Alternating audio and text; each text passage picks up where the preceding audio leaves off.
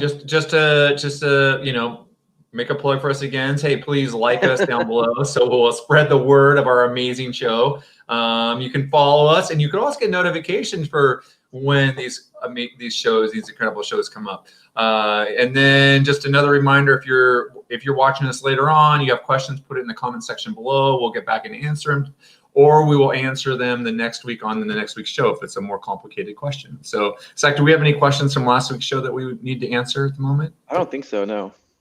Okay, cool. I've been thinking about this a little bit though. You know how we're the mediocre review show? I actually thought last show was long. We kind of rambled on about, but I thought it was better than mediocre. And okay, I've been wondering what's a step up from mediocre. That's a good question. Yeah, the relatively bearable. Relatively, yeah. I was thinking like almost tolerable. Almost tolerable. Relatively bearable is pretty good. So our goal is to be one of those two things. We're working on it. Yeah. And as always, please leave a comment. There's the comments are super cool. We can address them if you have questions about the video we're going to watch or separate. Please add a comment. It's really fun for us to interact with people who are watching the show. And so this week's video. Anything else to add, Aaron, before we show the video? No, I think that's all I have to say. Let's get into it. So this week's video is a short one. It's about 2 minutes, and it was sent by I forgot his name already. I'm sorry. I should have written his name down. Maybe it's on the video here. It's from Stick33, and I think his name is Jason. But man, that's how mediocre we are. I should have written this down. But he sent us this video to review. It's of the Kyburz section of the South Fork of the American. So Kyburz is upstream of the normal South Fork of American, up along. Oh, look, somebody wrote adequate. Oh, adequate's a good word. No, it's great. Tom, thanks for the positive review too. Appreciate that. Yeah, thanks, Tom. It's fun. It could be. We will move from mediocre to adequate. That's our goal, is to get to adequate. Okay. But this is from the Kyburz section. It's the upper South Fork of the American. There's a section above it called Lover's Leap. But this is like a class 4+ stretch that is along Highway 50. So you have easy access to walk out. You'll see a power lines crossing the river there. So there's houses along the river, but super high quality rapids, an easy shuttle, typically like a snowmelt run in the spring. And Zach, I would say fairly continuous. Like there's not a lot of calm spots along this stretch. Yeah.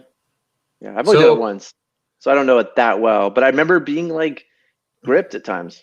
Yeah. And so what are they paddling today? These are paddle cats. Are they paddle cats from what's the company that everyone talks about? The Shredder? These aren't Shredders though. Is it the same design?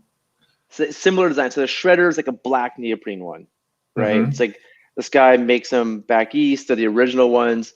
They're sort of designed for the upper yacht, for that type of boating, which I haven't done, the upper yacht, but it's a style of boating they do really well on. They do pretty well on rivers like the Gauley.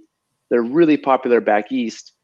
And then over the past like 6 or 7 years, Air has made their Sabertooth, and Rocky Mountain has one. I think it's the Fat Cat, maybe. High Side just came out with one. I think it's called the Thunder Cat, and that's the best name. Thunder Cat's a cool name. But all the companies have these boats now, and they're becoming pretty popular. Although I would say they don't do well in California. My experience with using these in California is a lot of flips and a lot of struggles. Any thoughts about that, Aaron? I'm curious where you've seen them struggle. Like what aspect of California boating is the problem with them? Every time I've seen these in California, there's been carnage. So the worst for me was we did Slab Creek. So Slab Creek's a section of below Kyburz, same river, and it was just a struggle fest all day long. We had to hike out on that trip at night because we weren't making enough time. I blame it on the paddle cat. Interesting. And was it just the way you took the drops or what? Yeah, they don't do well over granite. I feel like they don't slide over granite very well. They kind of get caught up, and the pointy noses hit rock. So I feel like California boating is generally a little more technical. There's more rocks in the river, and you're just the nose of them. Once they hit something, you're kind of offline. Okay, I can see what you're saying. I think I can see what you're saying there. Is like, and I've seen this with cataracts too in California. The same type of problem is if you're going over some rocky, shallow stuff, one tube will stick on the rock and the other will be Yep. in moving current, and it'll just like Yep. pivot. Versus Yep. the raft, you kind of get more of the middle of the boat stuck on the rock, and so it's not such a dramatic difference in the force between the two tubes, and you just like turn sideways and come off stuff. And so I guess that would be a big problem with technical shallow runs. So we're talking like low volume stuff where you're going over pour overs and things like that, where you see the problem. I know they use them for that stuff back east, and I know the Upper Yawk is like that too. I just think that the style of California Sierra rivers and they don't do well with granite. I think they get stuck on granite more. That's just my theory. And it's a low data set. I mean, I've only seen these in California a handful of times, but every time we did remember Mark West Creek over by Santa Rosa? We had one on Mark West Creek and it also struggled there. And that's not the Sierra, but it's still California. So I think that they are generally, for the style of California, not great. Like Cherry Creek, you wouldn't take one of these down Cherry Creek. I know someone who took one down Cherry Creek and they swam a lot, and I'd love to chat with them and see if they got better and they got to the point where they were like happy taking it down, and if they still take it down there.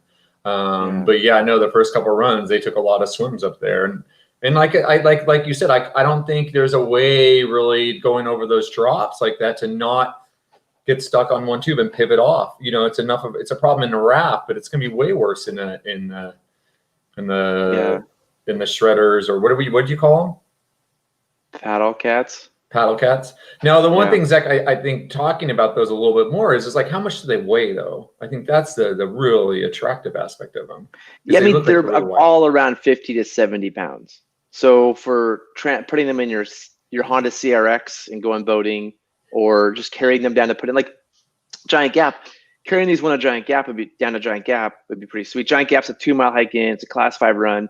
I'd rather carry this in a Giant Gap, but I wouldn't want this boat on Giant Gap.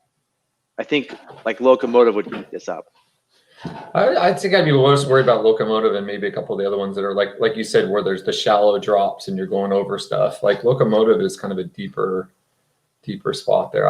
That's actually, I think that's probably the place that would do better, wouldn't it?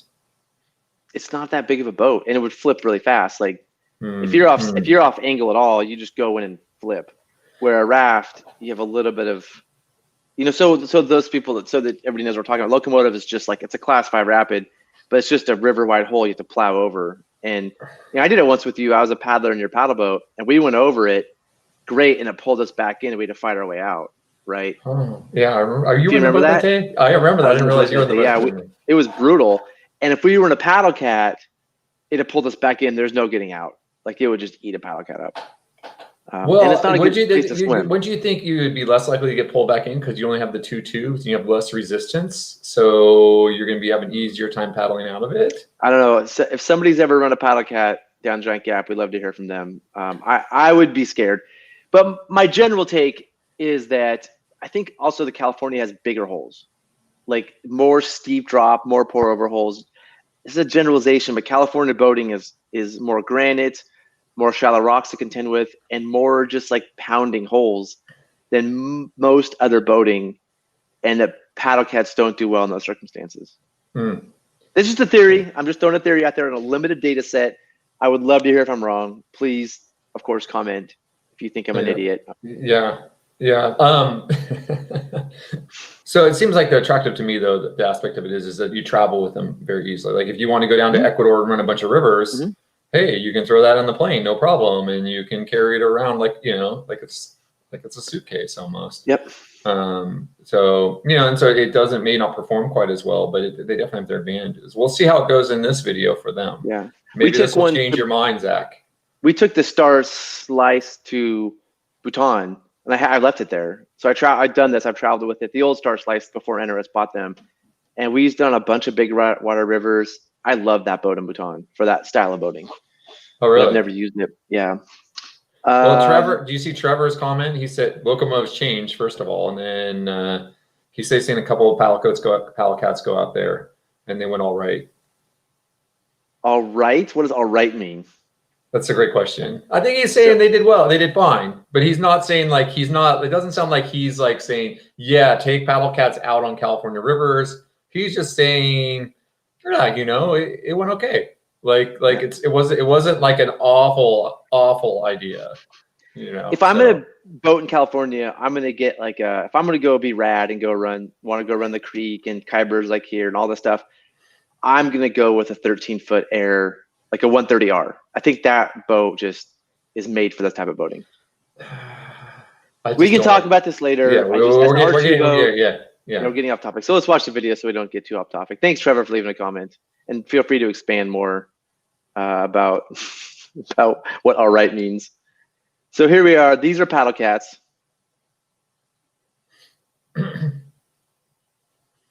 Okay, and then was there, when the person sent this to us, was there something specific they wanted us to look at or discuss? No, they just had it on. I think there's a phone, and you'll see something goes wrong up here in a second. So I think they'll want us to discuss that. And just one quick thought, and I come back to this a lot, is 2 boats for safety.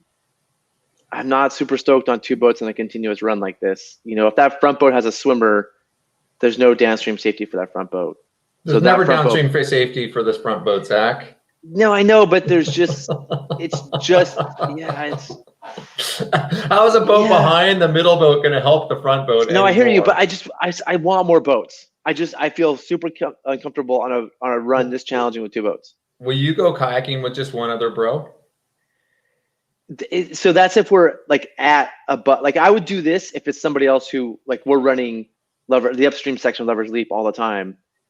If we're at that level, yeah, like I have a high confidence we're not going to swim. It's somebody else super awesome. If I had 2 R2 teams where both are really awesome, I would probably do this if we knew the run already. But I don't think they've done the run before. So that's an issue too. Like if you're going to do a run you haven't done, if the 2 teams aren't totally solid, I would want more boats. So I want a 3rd boat. I'd love a kayaker actually, but I know you can't always get a kayaker, and you want to go boating. I think you're being a little like, I think two boats is like, hey, look, they have good spacing here. They're 2 boats. It's a shallow technical river. Like no one's going to take a long swim here is a low probability because you're going to get stuck on a rock first of all anyways. And okay. All right. Let's keep watching the video then. And by the way, Trevor, thanks for your comment. He doesn't agree that he agrees that paddle cats aren't best for California. He's I didn't see much Chrono Junket, but I agree with you that okay. So Trevor was with Rafting Magazine. He boats a lot. He's a very experienced California boater. He agrees. I don't know. I can't put words into why. Right? Oh, dang, Kyburz on. He's safety sub. Kyburz and safety sub would be pretty sick. Oh, there you go. That's what you need. Your good old safety sub. Yeah, where do you put that? I don't know. Would you sub Kyburz? That would be. It's on the edge. It's certainly on the edge. I feel like you need a separate safety for the safety supper, a separate safety R2 for the supper. Yeah. Hey, Kyburz, if you're in town, we're supping the lower this afternoon. So hit me up if you want to go supping this afternoon, by the way. All right. So here we go. So here's exactly what you talked about. Let me go back. They're coming down. They have good spacing. They have good spacing, but right here, they hit this rock and they spin. That's exactly what you talked about. Like it spun right away, and now they're definitely offline. Mm-hmm. All right. Get it back, bring it around. Nice adjustment. But look at that rapid. That's not simple. Yeah, and that's one where it looks. I'd rather have a raft or something like that, where there's a nice clear slot that you want your boat to go in, and you don't want your boat to, like, I don't know, go up that rock. Just looks messy. Obviously, don't want to ride up on that rock. Yeah. So swimmer right there. Oh, wait, she fell. What? How did she fall out there? I don't know. I mean, I'm not there, but these boats don't have large tubes. You're not like locked in like you would with thwarts. Mm-hmm. It's not super easy to stay in paddle cats. It's not an automatic. So, if you're Aaron Cavagnolo and you have perfect, ability, like you're like a ninja in a boat, you're fine. But if you're not super experienced, it's hard to stay in these boats. That's, I think, a downside of these cats. Not a good place to swim. Now, I have to give to Team Alpha in the front. Their positioning here for safety is spot on. Really? I mean, they know. There's her head right there, by the way. I mean, they go down the rapid. They know the rapid's hard, and they eddy out in a place that they can grab a swimmer. Right? What do you think?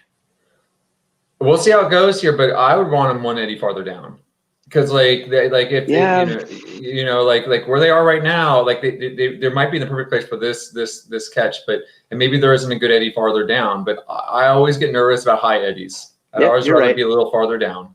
But it looks like it's going to set up well for this. But that just in general, that's where I am. I'm like, just take one a little farther down. Give yourself a little more space so they don't get. Because if they miss a swimmer, then the swimmer is in the front. Yeah. The swimmers in front of the boats is really scary, because then you're trying to. The swimmer technically goes faster than the raft. They're trying to catch up. It's hard, and you want to be a catcher's mitt. So, but the boaters, whether this is the exact right spot or not, they had presence of mind to eddy out, knowing it's a hard rapid. Yeah. They're ready to go. That's some top-notch boating right there. Totally. And they got her. Yeah, perfect. Yep. Yeah, nice. The paddle reach. Now I'm guessing. I mean, look at that. How perfect that is, right there. Her hands grabbing the tee. That distance is amazing. My worry now is that she grabs the paddle and it pulls their boat off. Yeah, we'll see. Let's see what happens. Yeah. Like blue dry top guy is hopefully holding onto a rock, because she's going to basically pull the boat off, and then there's two boats and her. I immediately like, what kind of mess do we? Well, the other thing, Zach, even if they do pull her, oh wow, that was a nice rescue. Yep. I would be worried like she kind of got wrapped around. He pulled her in real fast though, so she didn't catch that downstream current.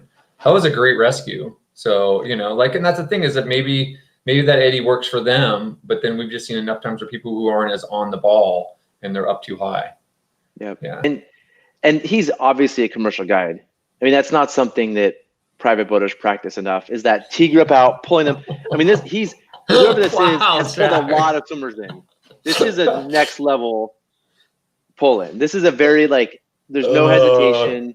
Yeah, private boaters couldn't be that good, Zach. Private boaters can't. You're just talking trash about private boaters there. I'm not talking trash about private boaters. I'm just saying that they're doing this is a pretty solid pull in. Right, I agree. This person has done hundreds of these. Not just they didn't learn that safety class to do this and practice in flat water. I mean, he's done this before, and I don't think private boaters get the reps.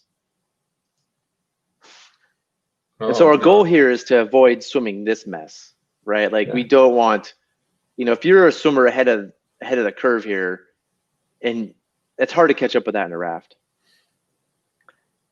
Yeah, totally. Now, Aaron, what do you think about getting that paddle? Do you think the priority is that paddle or eddying out waiting for the team? Oh, that's a really tough question. Because that paddle's gone. If you don't get it now, that paddle. Yeah, it's gone. I think it depends on how many spares you have. It depends on where they are. It depends on the person.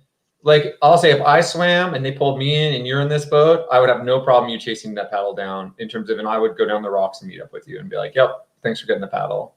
But I think it depends on the people and how, is that person upstream going to be really shaken up by that swim? And are they going to need support? How strong are those other two people in terms of making decisions? They look super bomber. So, and then the final question is how exposed are you going down by yourself chasing after the paddle? That's my thinking. Those are all variables that you need to be considered immediately. Yeah. That paddle, I let go. I don't want to be exposed by I'm R1ing now a paddle cat, which I already think is sketchy, right? I don't want to be by myself. And if I swim, I have zero safe. They're way behind me. I'm not going for it for sure. Oh, geez, these comments. All right, let's catch up with comments. All right, so Trevor writes, there's a few submerged rocks on River Right. They're above the fan rock, the often swim people. There's another eddy on River Right, swim push too. Ouch, that was a stab. You're looking private boaters. I don't think they're stupid. So I don't think I'm a private boater. I just think that commercial guides get more reps pulling people in. They're more practiced. Yeah. And then the guy Craig up above said an interesting comment. He said, we put foot cups in our paddle cat. Helps a lot. I wonder if they have foot cups in their paddle cat. Yeah, I think that foot cups should be mandatory in paddle cats. Yeah. I don't know how you stay in the boat without foot cups. Yeah, thanks, Craig. I do not. These guys want to R1 it. They're just like, go for it, man. R1. You're set, man. R1ing the paddle cat through that section. I mean, yeah, I'm not very good at R1ing. I've tried it a few times. I need to practice. That's a skill I'm working on this year is R1ing. Let's see what he does. Oh, And maybe that almost paddle's up to gonna it. get stuck somewhere. He's almost up to the paddle. Yeah. Oh. Does he get it? He must get it. Oh, there it is. He's still chasing it. Is he going to get it? This is what worries me. I'm trying to get the paddle, and I ride up on rocks, and I swim and fall out and create problems. Yeah. Because I'm boating and trying to get a paddle, which is not easy. It's good practice. They have hookups in that one. Oh, cool. Yeah. Yeah. I don't see the paddle anymore. Are we just chasing a paddle down? No, you just started eddy out. Yeah.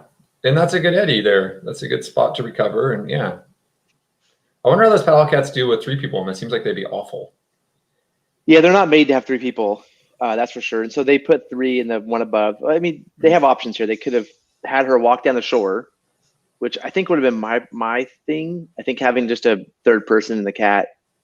Then if you flip, you have 3 swimmers. And it looks like an easy hike down the shore. Or they can put her in that cat and paddle her down. Is she in there right now? Yeah. Is she? Yeah. She's sitting in the bottom of it. Yeah. This is the easy option, right? Just have her, depending on her confidence, have her jump in the boat. But I might have had her walk down. Yeah. Yeah. Cool. Well, going back to that, a couple more comments. These couple people are all into the R1ing. Yeah. R1ing's hot. Oh, that's. I have to tell you, I'm gonna start R1ing more. I R1 a 13-foot boat, and it's hard because you can't build momentum. At least I took a 13 down. As soon as you paddle, it turns the boat. So if you need to drive somewhere, you have to have some really great strokes. Why R1? Because you don't have to worry about a partner who falls out. That's one reason. And 2, you don't have to find a friend. You can just go. One of the problems with rafting is you have to find friends that want to sit in a boat with you. And maybe you talk too much, maybe you smell, maybe you're a terrible boater. R1ing is like, I'm just going to take my boat and go boating. Wouldn't you be better off just getting an inflatable kayak or hardshell kayaking or rowing? Well, rowing is more gear. It's just you have a frame and oars and all this stuff. Hard shelling isn't for everybody. Honestly, as I'm getting fatter, I don't do well on hard shell. I'll probably have more success R1ing. So, as I get older, rafting is way better than hard shelling. Ducking, I'm a huge fan of duckies. So, but people make fun of duckies. They don't make fun of R1ers. Well, R1 just means you don't have any friends. That's like the obvious thing right there. Well, or you have some friends, but you can't. Yeah. They don't always want to go when you want to go. Like, hey, let's go boating at 3 o'clock today. Well, I have to get a latte, or the worst thing right now is janglers, right? You're what are janglers? Jangler is a new term. Like they're late because they had to get coffee, or they show up and they want to talk to their friends for 20 minutes, or they get to take out and they jangle. They I want to go boating and get home sometimes. Like I have things to do. I don't want to wait for a partner who's going to show up late. Oh, let me go grab a breakfast burrito. Okay, let's go. Oh, I forgot my shoes at home. Like sometimes you just want to go boating, and everybody in their own craft. If somebody shows up late, you're like, we'll just leave them. They're late. That's why you kayak. Let's not get into this. I don't want to get into this right now because we have people have lives. We're just going and there's lots of good comments going on over here too. You noticed all the comments. Yeah. So R3ing a paddle kit doesn't really work. One side, yeah, I agree. R1 because I have no friends. Trevor, you have a lot of friends. Come on. That's what's so fun about paddle kits. There isn't really a guide. That's what I think is fun about R2ing. Yeah. Is both people are guides. Like both people, like you and I could go, not really say hey, let's take the left chute, and we'd work together, both using our skills. I think where it gets scary is when you take a friend who's new to boating. That's when it can be a struggle. I think R2ing is my favorite way to run a river. I'll say that. Yeah, I think it's fantastic. Come here. You guys are jangling about jangling. So that's a good comment. I don't know. Do you understand the one about the Grateful Dead concert? I think you just want to see if we're cool. I've never seen the Grateful Dead, so I'm not cool. So let's go on. The one thing I want to talk about though before we go is PFDs, and you just wrote a big article about PFDs recently, and this is where I think having flotation is huge. Oh, yeah. Do you want to give some thoughts about flotation? Yeah, I mean, just look at where she is, and she's falling in. Like, or you're like, sweet. I want to. As you're falling in, are you like, oh, I want to have less flotation on my vest in that moment? I think the article I just wrote was about flotation in vest, and like I feel like it gets overlooked sometimes by people. And when you're right where she is, you know, if you're like, oh, you could have more flotation in your vest right now, you're probably like, yeah, I'll take it. I'll take everything I can get, you know, because then you're less likely to go deep, hit rocks and everything, more likely to pop up in time to get rescued. You know, how many times do you see people go underwater in a spot and then you can't reach them because they're underwater going downstream? So yeah, I feel like flotation is huge in vests and a lot of times overlooked, particularly by rafters, because they want to have the cool kayaking vests, which really aren't necessary.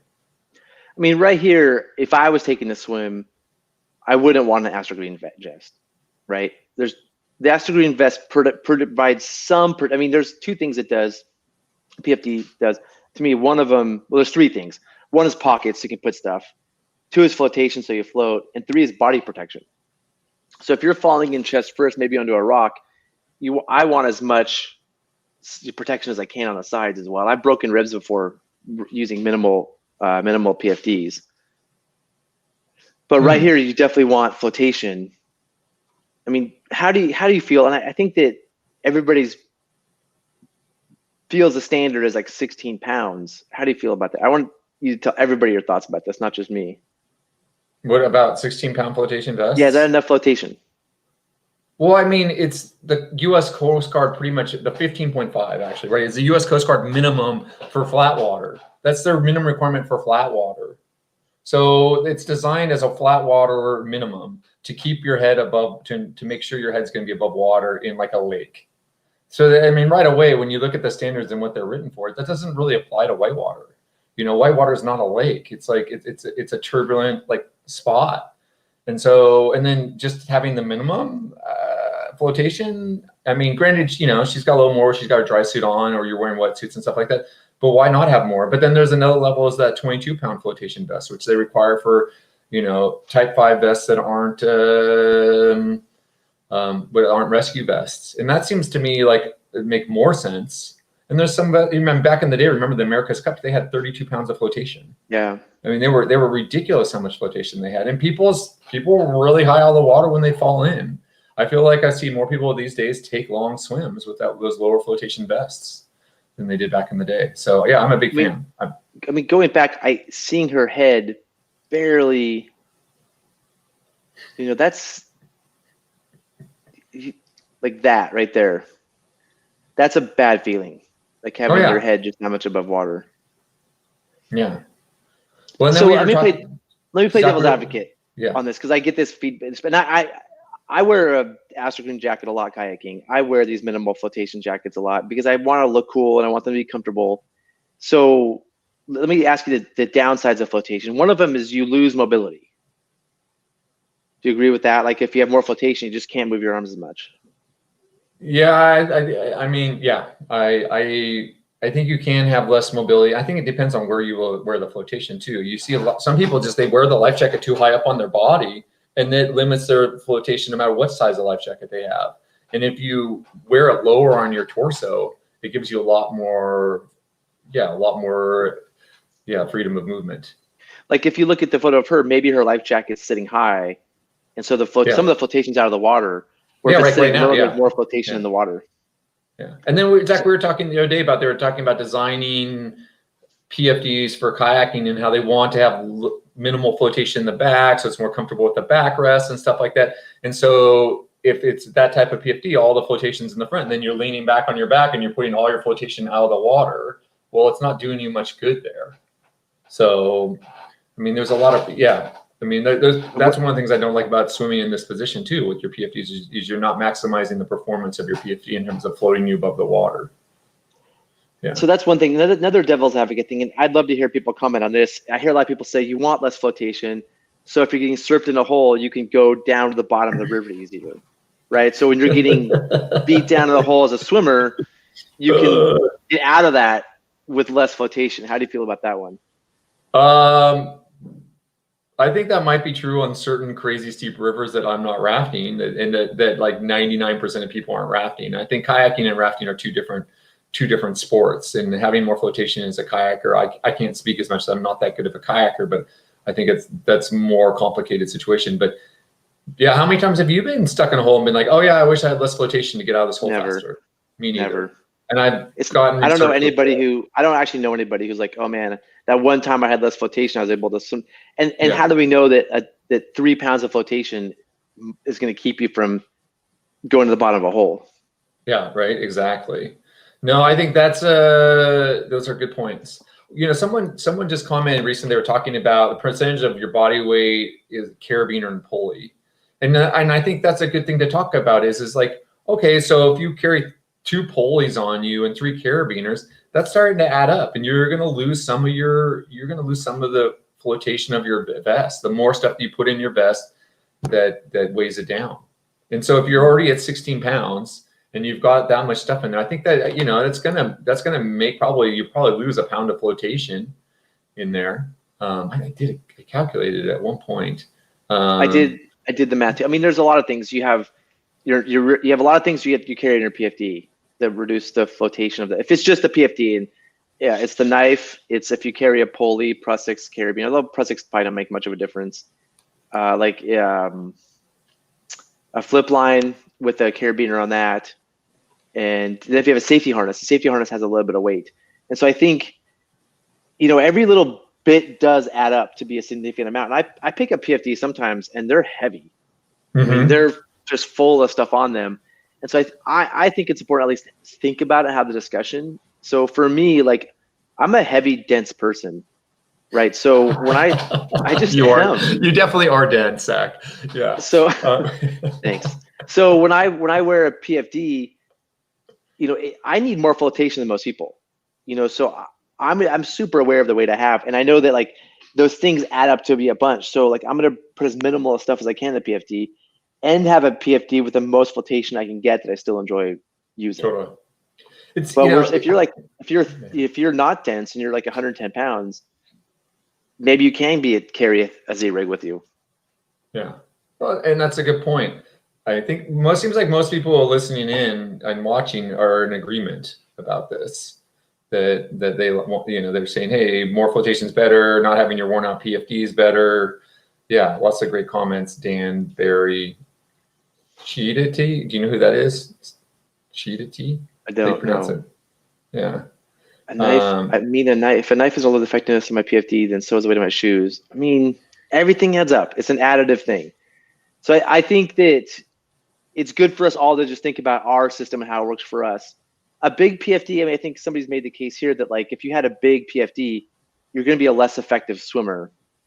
And I think I would disagree with that. I think that you want to float. Yeah. Well, I mean, Zach, that's an interesting, I've heard that argument before too. And I feel like that's an interesting argument is that like the more you're on the surface of the water, the faster you're going to move. The more you're down in the water, the more drag you have. And so with a high float vest, you're more on the surface and you're going to have less drag. So you should be able to, theoretically, you should be able to swim faster as long as you can move your arms. Chris writes, it depends on your skill set in swimming a river.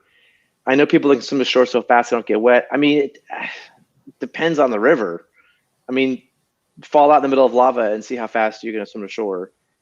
I'm Aaron, you're a water polo player, water polo coach. When it comes to, I've seen you swim. You're like a ninja swimming. I'm going to put a lot of my faith in your thinking about this. Well, swimming in the river. And I'll say I've tried swimming with. I traded and tried one of the green vests versus like I think I was using a 22-pound vest at the time, and I was like, I noticed I was way lower in the water. It's hard to sight where I was going to swim into eddies, and I was just getting sucked downstream more. My whole body was catching more of that current. You know, as many people know, the current is slower along the surface of the river than down lower, so you have more time to get where you want to go if you're on the surface. And so if you're deeper in the water, you're catching more of that current, and it's taking you downstream faster. Yeah, I mean, what else? So Chad, so Cheetah his name is Chad. Thank you, Chad, for your comments. We're stoked you're here. Thank you. This is super helpful. He also writes, so 1 pulley and 2 carabiners, so you can set up a 2-to-1. And if you need more pulleys than that, you were talking about getting the Z drag bag. Yeah. I'm with that. I'm on that train right now. Like one super light pulley. There's some really light pulleys out there. And then you can do, if you're the one stuck on the boat, you can do the 2-to-1. And my thinking is if you have 1 pulley and 1 Prusik, you can set up the progress capture. And then when the next person shows up, they have the next pulley and Prusik to do the 3-to-1. And then when the third person shows up, they have the pulley to do the redirect. So if everybody had a pulley with them, there'd be enough stuff amongst a team to do some different things. Zach, so aren't you the one who said that you want to just use a good, strong, long line to do this anyways? To do what? If you're going to set up a mechanical advantage, you want to use a long line and not use a throw bag? Yeah. Yeah. So if you're going to pull out a long line, why don't you just have that stuff with the long line? Yeah, no, I'm with you 100%. Have a safety kit, right? But like if I'm going boating with like today, these guys with these fat cats or whatever they're called, I'm not going to bring the wrap kit today. The throw bag's fine, right? Like this is a smaller river. These are small boats. They can only get so wrapped. I'm fine with a heavy duty throw bag today. And so if everybody has a little gear on them, we don't have to also rig a full on safety kit. Whereas if I'm boating with rafts on a bigger river, I'm going to want the big pin kit. Or, if you need to, I like the idea of having a pulley with you because if you're stuck on the boat and you have no gear with you, you can set the 2-to-1 up on the boat. Yeah. Okay. I just don't see why you can just clip it into the boat and not have it on. No, you can. You totally can. You can clip a little bag with your own personal stuff. It's a choice. Put in your PFD or have your little bag every time. I boat in enough that I don't want to have to rig that bag in every day. It's just nice to have with me in my PFD. So I just bring my PFD. I don't have to bring another bag. I forget that bag sometimes and I leave it in the truck and then we're on the, I like to have a little bit of stuff that's always with me. And then if I'm going to go do a harder river or, I know I might need it, then I'll throw that bag in. Yeah. Gavir writes, and Gavir swims a lot because Gavir subs. And he writes, dry suits are very hard to swim in. Wetsuits are way more efficient.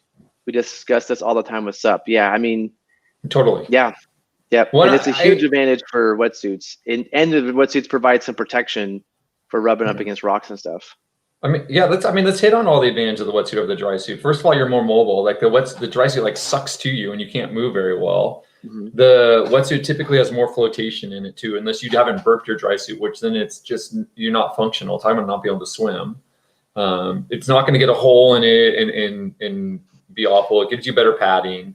And I think another thing that people don't think about as much as they should is drag, the amount of drag on your body. And the wetsuit has less drag than a dry suit, just the way it's smooth fitting on your body. There's less wrinkles, there's less catching of water. And like that's what I think Gavir's making. Is that what he's making? Yeah. I mean, I think the drag thing is a big part of it. Yeah. I mean, well, and but Zach, the people who wear like the cool shorts over your wetsuit, that just increases your drag. I think there's a lot of things you can do to decrease your drag.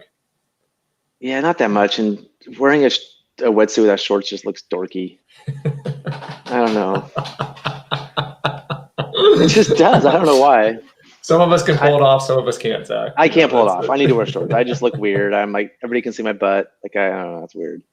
But it is less drag. Like if you're like, hey man, I could take a big swim, and you're thinking like, oh, I want every stroke to help me get to the shore before that next drop, you're going to be safer like that. But you're less to get caught on. So I'm starting to think about this a little bit. Is there a certain temperature range where you don't need to wear a dry suit or a wetsuit? And then there's a certain range where wetsuits are appropriate. And then there's a range where it's too cold for wetsuits. Well, I would say some people I know who are really good at running class 5, they say they always wear a wetsuit when they're running class 5 in a raft. What if it's snowing? Like, is there a certain temperature? Oh, sorry, not for the cold side. I meant for the warm side. Yeah, let's say the cold side. Like, is there a point when side? Yeah, there's a cold side for sure. Like where your exposure is your bigger risk, right? You're weighing the risk, and it's like the exposure or it just sucks, and you're going to be miserable. And while you're like, okay, I don't want to be miserable out there, and like I'm going multiple days and putting that wetsuit back on when it's all frozen, and you're cold all day, and then you're less responsive because you're cold. And so, yeah, there's a place where the dry suit is definitely safer. And it's a combination of water temperature, air temperature, and how much you're getting splashed. And so yeah, I think there's definitely a place for a dry suit, particularly up where you live, Zach. I mean, that's what I'm saying. Is can I wear a wetsuit supping in December when it's snow melt? And I'm wondering, I don't know, like, is a dry suit safer than a wetsuit in the really cold days? Okay. No, I think the dry suit's safer, don't you? I think so, but I don't know for sure. Yeah. I mean, I think it's just more, the wetsuit's just more miserable. You get a little chilly. I don't know. That's a good question. I think what I'd like to do is come up with, a diagram that shows like, if you add the air temperature and water temperature, if it's above, let's say 140, then shorts are fine. If it's below 140, then you have to have either a wetsuit or a dry suit. And then if it's below 100, maybe you have to wear a dry suit. There being some agreed upon, like, let's take the combined air and water temperature and know what we probably should be wearing. And then there's a middle area where wetsuits would be sweet. Yeah, I think it varies per person. There's certain people that we know that get cold really easily and wear dry suits on days where you're like roasting your wetsuit and they're like in their dry suit with all these layers on and they're like, I'm barely warm, my feet are cold. You're like, whoa. So I think it varies person to person. Here, so Willie Bum Bum. I don't know who Willie Bum Bum is, but he's been commenting on our stuff. So thank you for being a part of it. Maybe I do know you. I just don't know Willie Bum Bum. Some of these YouTube names make it hard to associate with a person. At Kyburz, yep, he wrapped a Kyburz 2000. That's a pretty juicy flow. What's the flow here? I don't know, it's probably like 600. I'm guessing. I have no idea. Yeah, 2000 at Kyburz would be pretty full on. Yeah, definitely. And he's saying yes, a dry suit's overall safer. I think the other downside of dry suits, and I've seen this happen before, is if you're on an overnight and your zipper stops working, now you don't have a dry suit, you have a danger suit. So, or if you put a hole in a dry suit and it can fill with water, all of a sudden you have something that doesn't work. So the durability of a dry suit is a little bit of an issue because you could tear a neck gasket, rip a hole in it, or I've had zippers just stop working mid-trip. Really, Zach? So, yeah, I've had a few times. On the Tuolumne, 8,000, I stopped to pee at Gray's Grindstone, and my pee zipper locked. And what do you do? Yeah. What do you do? You can't not wear a dry suit, but then you're wearing a dry suit that could fill with water and sink you. You put duct tape over it and hope for the best. I've done that before in Illinois before. I've had a customer bring his own dry suit and didn't stop. And he rented one. The P zipper broke in camp and we had to duct tape it. But that's a little nerve wracking. That's for sure. Yeah. Hey, we're rambling on. We're jangling again. I want to share one more thing that, let's see. I want to share one more screen with everybody, just something to think about. Let's see. So it's an American whitewater accident and fatality visualization. And I've been sitting at my desktop all year. Somebody sent this to me this spring, and it kind of visualizes where fatalities come from. And since we're talking about PFDs and dry suits and wetsuits, I thought this, would be appropriate. And I don't know if anybody's anything to add about this. My quick thoughts was I was surprised how many more private fatalities there were. And I think in terms of, if I'm trying to think about how to be safe, and I look at how most people die in rivers, flush drowning, I feel like flush drowning is just a general bucket of like, they fell out and they drowned. We don't know what happened. It seems like, the flush, but I would put I feel like with the flush drowning, you could put into it like, okay, the issues could have been underwater too long. Because of a bad, like not enough flotation. Not enough flotation or even enough flotation. They could have been held under too long, whatever. They didn't get a breath of air at the right time. And the other big thing is exposure. They got too cold. And then you talk about, there's that third thing, which is why am I forgetting the name of it, where it's like, you got the cold water hitting your face, you got the dive reflex. Water immersion. I think a lot of flush drowning is inadequate dress. It's the cold. It's like you fall out, there's the cold shock, and the cold shock, there's a couple mechanisms where they can cause fatality. There's I guess your blood vessels get bigger, so you don't have enough blood volume, or it can, I haven't read up on it in a while, but there's a few things where just that immediate shock can cause you to inhale some water or stop your heart. And so I think improper dress, my guess is to lead to a lot of flush drowning, but I don't know for sure. Cold water submersion. Thank you, Willie Bum Bum. So I think cold water submersion is actually a large cause of a lot of fatalities. PFD not worn or present, pinned against a strainer, caught in a low head dam, swim into a strainer. So in my mind, in here, if we all wear proper dress, all wear good PFDs, and are super conscientious about strainers, that's a huge part of safety just right there. Well, and don't go boating on rivers with low head dams. Yeah, low head. I mean, this stuff is I mean, the low head dam one I no-brainer. think is really interesting. Is like it looks like there's pretty much. I mean, it's almost all private. Like I don't see pretty much any commercial going to Cotton Low Head Dam. Like the commercial ones are, flush drowning is a bunch of because you don't commercially boat. Yeah, but you look at the low head dams. But you look at or if they are, you're just super safe. The percentage of commercials that are flush drownings is actually really high. So that's interesting on commercial trips. It's such a high percentage of them are flush drowning. But it's very low PDFD not worn, pinned against a strainer is a small percentage of them. Like the private boaters have a lot more problems with those ones. It looks like Cotton Low Head Dam looks like it's all private boaters. I think that flush drowning. One of the unfortunate things about flush drowning is that people die. That's super unfortunate. But you don't get the story. Yeah. Right, because they died. So you don't know, did you fall out and did you immediately have a heart attack? Was it hypothermia? Was it your PFD didn't float you? Unfortunately, you don't know why. It's just flush drowning. But I want to show one more thing here, Aaron. Go back to the video we were showing. Let's see. Stop screen. Application. There was wood on the river here. If you look, I noticed this when I was watching the video. Do you see right down below? I think there's a log right there. Oh wow. So I mean, there's always wood on Kyburz. That's like, like I feel like every time I've gone up there, there's wood. Like that's a huge root ball there, just to the left of that. Yep. So I think being hyper vigilant of wood and knowing that that's not just a small thing to be careful about, but a pretty big one. Yeah. Well, Aaron, should we wrap this one up? Are there any more questions we should answer before we stop wasting everybody's time?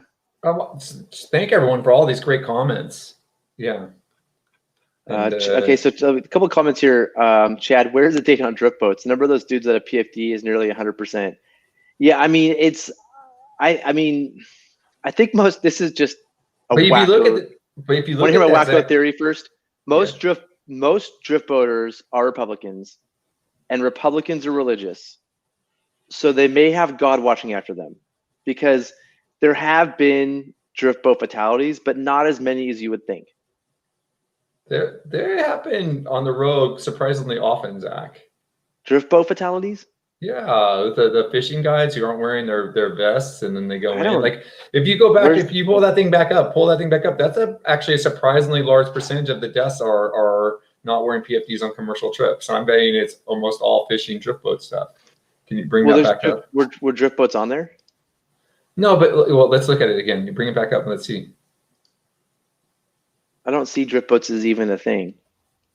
Open canoe, it'd be under other. Yeah, other unknown. And then like the gray, and you look at look at other, and then it goes to PF. It's a large over here is a large part of PFD not worn or present. Yeah. That's crazy. Yeah, maybe that is drift boats. Maybe that's the data. And then Willie Bum Bum writes, older out of shape boats hire guides to go big and then can handle the swim. I mean, there's times when there's people who probably shouldn't be on trips running stuff they maybe shouldn't be running based on their health history. And that's, I don't know, that's a whole other topic we get into. Willie Bum Bum asks about dories. Yeah, dories, drift boats, same thing, right? I think dory guys would take offense at that.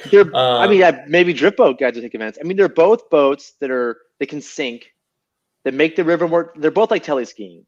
They both make the river more difficult. They're both elegant. They both can sink. And dories the people who run them, Zach, dories don't sink. Are cool. Dories by definition have like dry hatches that'll keep them afloat. That's the big difference between it. That's the biggest difference, my understanding, between a dory and a drift boat. Okay. Because the drift boats are open and the dories have got those hatches that are supposedly watertight, but fairly watertight. So you can roll them back over. When they flip, you'll roll them back over and climb back in them. Okay, well, they're in this other category, which I'd be interesting to see what that. I mean, that probably includes like inflatable dolphins and things like that. Oh yeah, that's a good point. Yeah. If not wearing a PFD is cool, then drift boaters are Arthur Fonzarelli. Okay, not wearing a PFD is not cool. I think there's a lot of habits that we have as boaters that have become cool that are bad habits. You know, I think that a lot of people, especially you'll see sometimes on the Rogue River, for example, people not wearing PFDs. PFDs nowadays are very comfortable. Like not wearing a PFD, there's not really a good reason to not wear one other than I don't even know what it is. But like not wearing a PFD is an issue. How about wearing it unzipped? You're wearing it, but you just don't zip it up or clip it. That's cool too, right? I don't know actually. But like, it's like wearing your bike helmet without having it clipped. Yeah, I mean it's useless. That's worse than useless. But I think that I want to make the point, and I have to make this over and over and over. When we teach our classes a lot, I start off with like right away, like I know people are doing these things, but it's your duty as a boater to wear your PFD, to not drink, to wear your helmet when people wear helmets, which should be most of the time, to wear adequate shoes, to wear clothing for the river. I think that should be seen as cool, and for whatever reason that's not. And speaking of cool, I mean, wearing an Astral green vest is cool, right? Because it's Astral and it's comfortable and it looks rad and it has all the stuff, right? Wearing your MTI vest isn't as cool, Aaron. No. And I think that's part of the reason people don't have flotation vests, is because all the high flotation vests are not that cool looking, where the low flotation vests have been designed for kayakers. Kayakers want to look cool. So, you know, we have this thing about there being low flotation vests being cool. Well, it's pretty much anything that's safety is not cool. I mean, tell me something that's a safety that's cool. But we need, I guess so. I think maybe that people identify being unsafe as being cool. Or like I think it's almost, you know, you're like, I'm so good, I don't need to wear a PFD. Look at me. I think that's an issue that's happening in boating. Or like, I'm so good, I can drink 4 beers and still run this rapid. I think that's an issue in boating. Well, I mean, isn't it about taking risk? Isn't that part of like why we enjoy this? Is we enjoy risk, and you know, doing rafting is cool because it's risky, and so if you're a cool rafter if you take more risk. Yeah, maybe. I mean, I think let's say you're a Cherry Creek. Well, you are a Cherry Creek guy. Let's say, Aaron, you go run the Rogue. You can easily run the Rogue without having a problem. So it's your way of like adding a little bit of risk to running the Rogue by not wearing a PFD. And then you're cooler. Like maybe there's a cool factor associated with being on the edge. Like living on the edge is cool. So people need to put themselves on the edge. I don't know. I had a guest one time tell me, say, hey, I want to come as close to dying as I can without dying. That was his goal for the trip. And I feel like that's a common theme, that people want to like, let's be as close as we can to getting into trouble, but not actually getting into trouble. Yeah. That's a hard thing to do. So Zach, there's a question here. So is marijuana like alcohol, or is marijuana cool? It's cool to get high before you boat though, right? No, it's the same thing.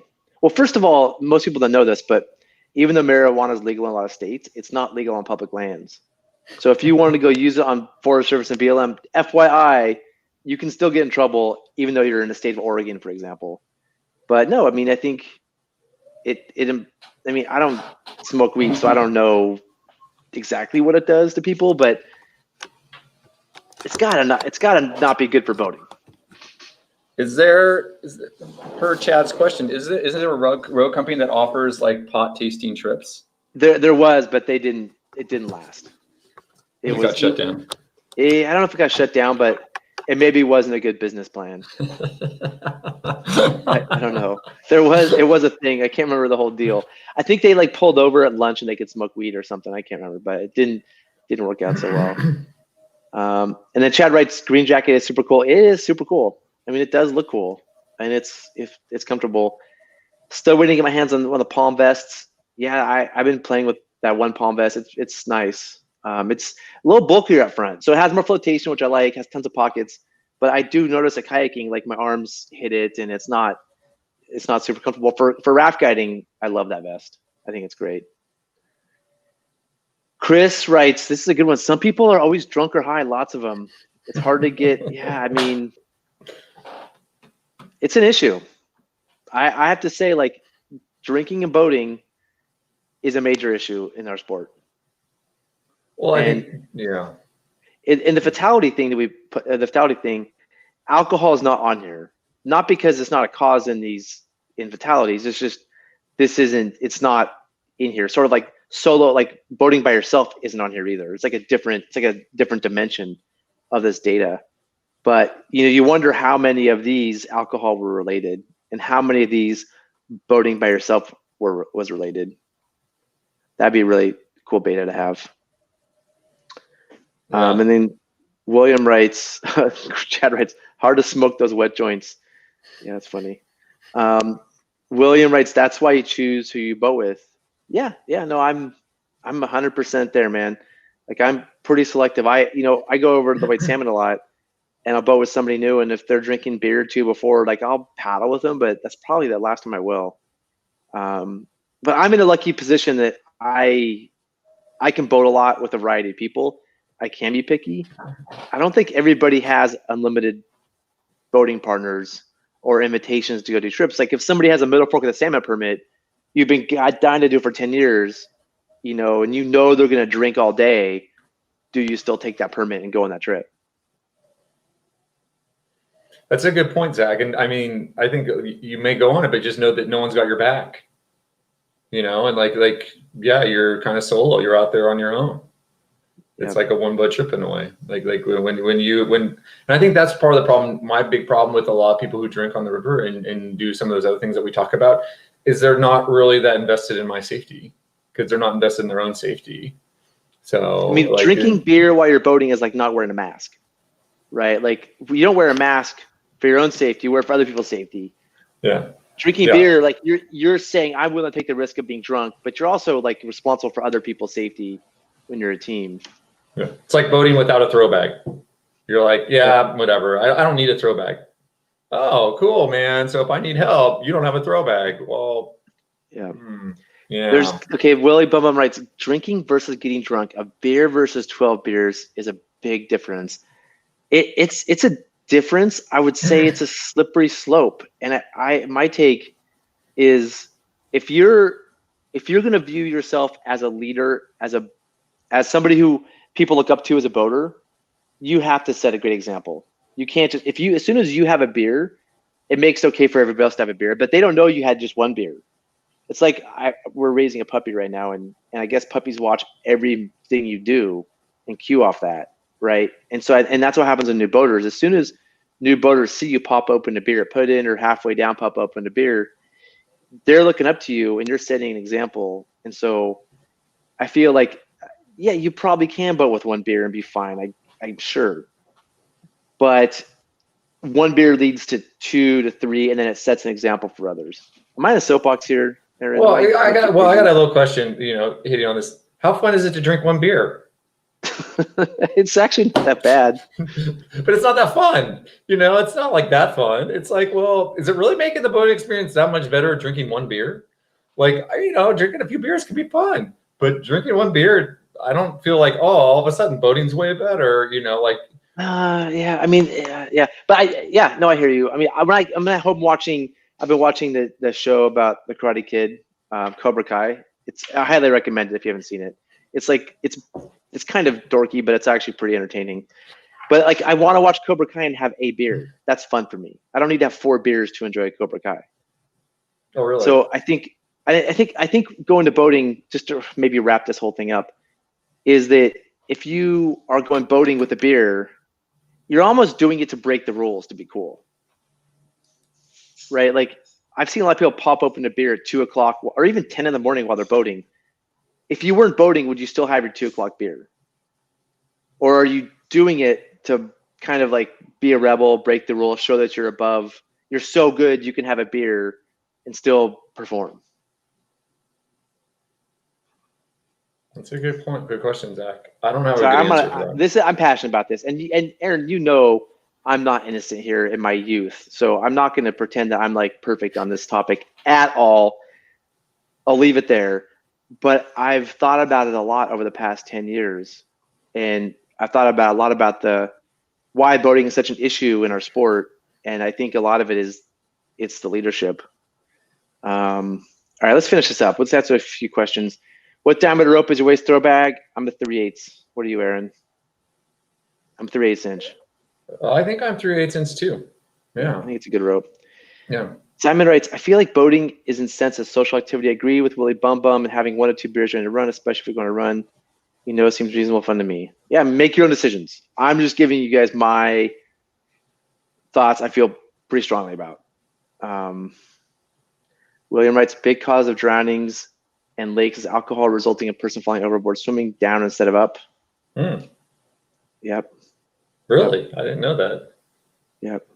I mean, I think when I look at there's this safety. I love it. The white word accident fatality. It says sane. They misspelled safety.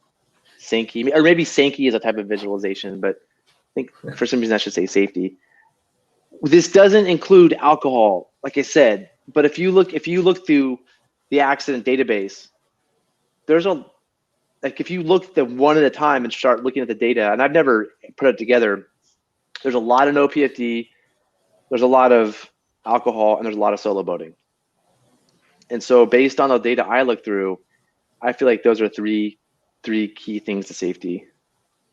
Oh yeah, definitely. So, all right, and let's wrap this up. We've been doing this for an hour. We're probably boring people to death with our mediocre ranting. Yeah. Thanks for chiming in, all you guys. Seems like I mean, I agree, Zach, with a lot of people. I mean, just to summarize, like having a beer on the river isn't a big deal, but like I think you said, like you're modeling stuff, and there's other people who have problems with control. And I think when they see someone having beer, that means they can drink their 5 to 10 beers that they like to drink.